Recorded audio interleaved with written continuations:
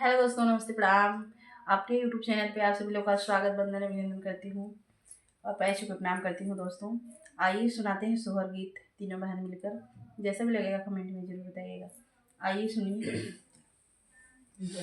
केथुए के हउए खटोलना त केथुए बिना हउए ललना केथुए के लागे ओरा चनवा देखत निका लागे हो देखत निका लागे हो ललना केथुए के हवे उना चनवा हो देखत निका लागे हो देखत निका लागे बसवा कहउए पाटोलना हो बस से बिना हउए बाध से बिना हउए ललना देश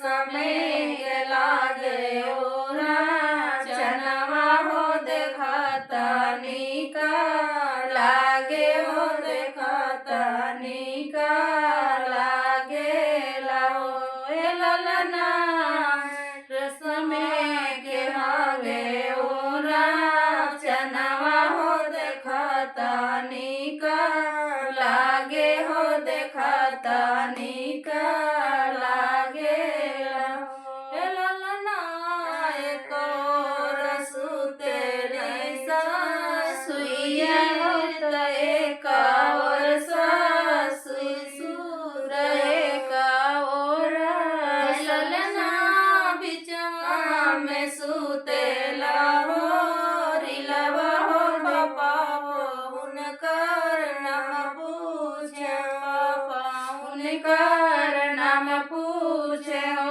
ललना बिचवा में सुतेला हो रिलवा हो पापा हो उनकर नाम पूछे पापा उनकर नाम पूछे हो बेटा कई तुहरे दादा दादी के नाम हुए हमें बता लाई देता हमें बता लाई देता हो बाबा तहुआ मास्टरवा हो या दादी मास्टर आइन ललना पापा तहुआ मास्टरवा दादी के पढ़ावे न हो ललना पापा तहुआ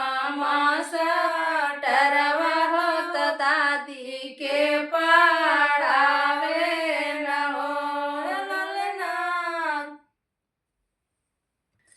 तो ये हमारा सोहर गीत कैसा लगा कमेंट में जरूर बताइएगा। धन्यवाद दोस्तों।